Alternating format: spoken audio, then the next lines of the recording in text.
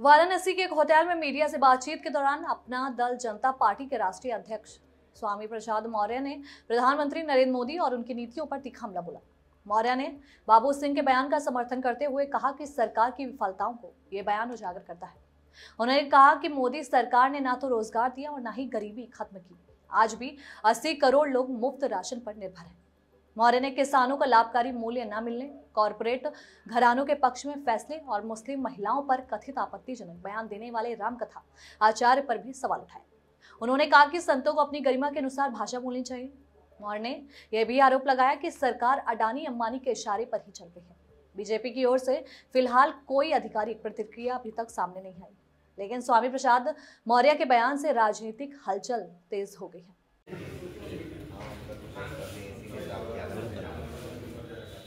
मंत्री जी, प्रेस वार्ता क्या है? आज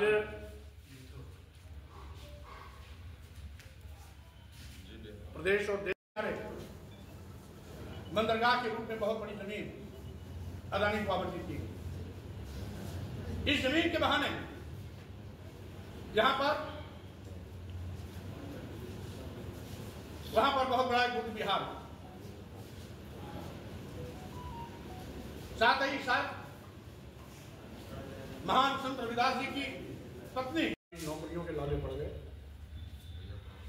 जिसके कारण करोड़ों नौजवान बेरोजगार हो गए और बेरोजगारी का दम झेल रहे हैं।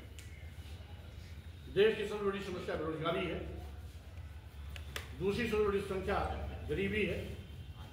140 करोड़ की आबादी में 80 शुभकामना देता हूं कि जन्मदिन पर मेरा एक सुझाव भी है कि वह देश के प्रति जवाबदेह हों, अदानी अंबानी के हाथों में देश को गिरोही न रखें। यही उनके जन्मदिन पर देश को सबसे बड़ा तोहफा हो। 75 साल के हो गए हैं, उनका कहना था कि 75 साल बाद राजनीति खत्म हो जाएगी। बहरहाल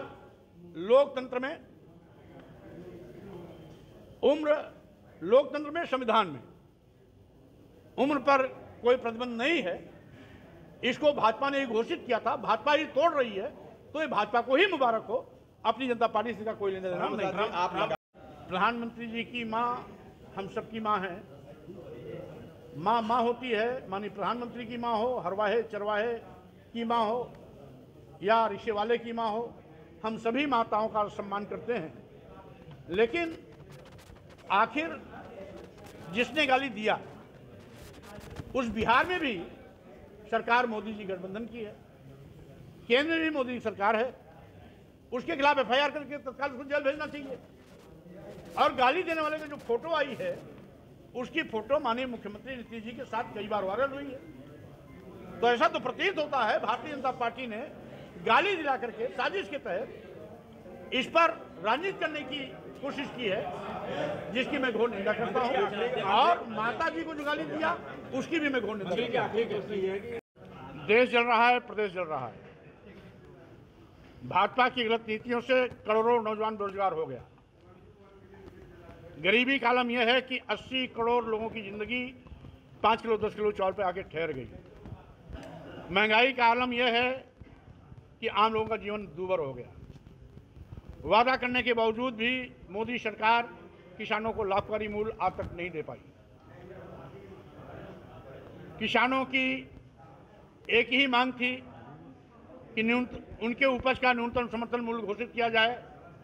सरकार आज तक किसानों की बात को स्वीकार नहीं की। ये होना चाहिए और अदानी अंबानी के प्रति जवाबदेही के बजाय देश की जनता के प्रति जवाबदेही को सुनिश्चित करना चाहिए। आप पिछड़ों की लड़ाई लगातार लड़ते आ रहे हैं अभी, लेकिन बाबूलाल कुशवाहा जी के तो कुछ और ही बयान आ रहा है। बाबूलाल कुशवाहा जी कह रहे हैं कि शाम होते ही स्वामी प्रसाद जी बेकाबू हो जाते हैं, ऐसा क्यों? बहरहाल जो बाबू सिंह ने कहा उसको भी मैंने सुना हूं। उनके बयान से आपका बयान पूरा का पूरा उल्टा है, इसलिए उसका उत्तर में। आज प्रधानमंत्री जी गया में हैं, पिंडदान करने पहुंचे हुए हैं। लगातार बिहार दौरे और बंगाल दौरे पर प्रधानमंत्री। भाई माननीय प्रधानमंत्री देश के प्रधानमंत्री हैं, वो किसी भी प्रदेश में जा सकते हैं, किसी भी देश में जा सकते हैं। पिंडदान करने गए, वो उनका निजी मामला है। तो इससे अपनी जनता पार्टी कोई लेने देना नहीं। विपक्ष ये कह रहा है कि ये दूसरी बार वो करने जा रहे हैं। जब मलाई भी खा रहे हैं तो झटका किस बात का? ये सरकार पर दबाव बना रहे हैं और माल मलाई लेने के चक्कर में है। इसका और दूसरा अर्थ नहीं होता। ठीक है, क्या तैयारी है? 27 में अपनी जनता पार्टी उत्तर प्रदेश में सरकार बनाने की तैयारी में लगी हुई है। किसके साथ गठबंधन करने की? भाजपा को बाहर का रास्ता दिखाएंगे, अपनी जनता पार्टी के नेतृत्व में लोक मोर्चा की सरकार बनेगी। ठीक है, ठीक है, ठीक